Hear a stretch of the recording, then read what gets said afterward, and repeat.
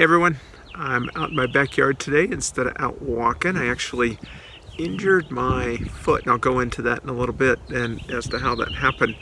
I'm sorry about the nature sounds. It's the backyard. We have a lot of trees and stuff out here, and it's one of the beautiful areas that I like that kind of comes and I can come to and relax.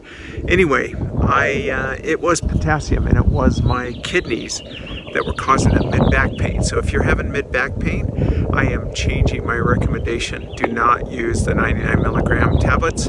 Use either no salt or light salt. Light salt has about 500, 400 milligrams of potassium, and no salt has closer to 600 or so. I found light salt at Walmart, so I've been using that with the sodium. I took it just in some warm water with some apple cider vinegar in the morning, and I immediately felt much better. It was incredible how quickly that back pain went. I'd actually got another chair.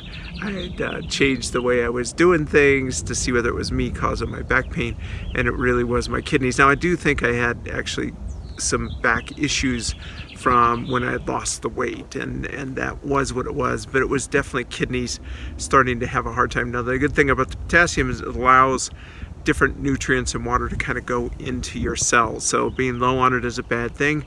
I will recommend that in the morning and then that in the evening, and you can do some additional potassium. But if you do half a teaspoon, I think you're at like 1,000 milligrams, so getting closer to that 4,700, maybe a little over between 2,000 and 3,000, but it is the way to go. So definitely change I will change my system coming up. Now, what happened is after I did that, I got more sodium in my system, my kidneys felt better, and then I immediately had kind of a light attack of gout in my left toe, which I'm not sure what the cause and effect of that is, but I ended up taking some baking soda with some water, a teaspoon of baking soda with some water, and drank it, and then drank a lot of water, and that went away.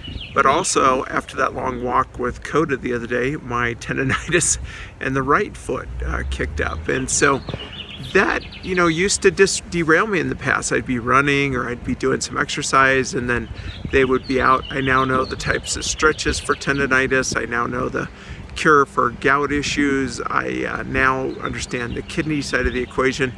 But it's good to be able to kind of counteract those. So I think if you have any chronic conditions, make sure you understand how you can treat those as quickly as possible and get back on. I'm not going out yesterday, and I'm not going to go out today because I don't want to exacerbate my foot issue. I'm just going to stay strict on the diet. I weigh in 2 days. I actually hit 260 this morning, exactly right on the dot, 260, which is very cool. I can't wait to break into the 250s, and I am going to do the additional weight because I screwed up that midweek last week into week 2, and I just want to hit the below 250. It's important for me. It's a mental milestone. That the fast, even though I broke the fast midweek last week, it had nothing to do with being hungry and not being able to handle it. It had everything to do with mental patterns just making me, well, not making me, but just immediately putting me to that. And I knew what I was doing when I did it, but I could have not done it. And I think that's an interesting thing. So I will work more on habits and probably do some additional vlogs on habits and introduce that in my program, because I think it's actually more important than dealing with hunger and all the rest of that kind of stuff. I think that's pretty easy. So 21 days plus 7, we'll call it. I should be around 255 by the weigh-in, not tomorrow but day after tomorrow, and then I think hitting another 10 pounds is probably a little bit of a stretch for just 7 days because it's later in, but since I cheated in between, I may be able to make it. If I got below 250, which would be another 5 pounds, I'd be ecstatic also. So that's what I'm going to do, and that's it for today. But pay attention to that potassium. It's more important than I ever thought, and understand when you have middle back pain. And by the way, middle back pain is a very common symptom among OMAD dieters, intermittent fasters, all the rest of that kind of stuff. And my guess is a lot of that has to do with potassium. So keep your potassium up. And that's it for today.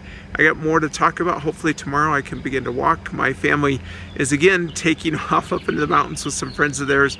I'll be back here, but I definitely have a handle on it. I have no problems at this point making it to the 28 days. I wish it was 21 days, but you know, you screw up, you move on, you go forward. By the way, my wife has had a really hard time when she was in Richmond, Virginia. And she ended up eating off the diet. She gained a few pounds. She went to try to do some fasting here, couldn't handle it, went back to OMAD. And what's funny is she goes, I'm gonna cheat, I can't stand anymore. But when she cheats, she eats a salad with proteins in it, with fats in it and everything else. She doesn't go get a bunch of chocolate or things like that. So it's kind of fun to think of cheating as eating the right kind of meal you should be eating. So that's kind of a cool side effect. That's it, Jay out for today. We'll talk to you in at least 2 days for the weigh-in for sure. Whether I talk to you tomorrow, that'll be a question for tomorrow. Bye.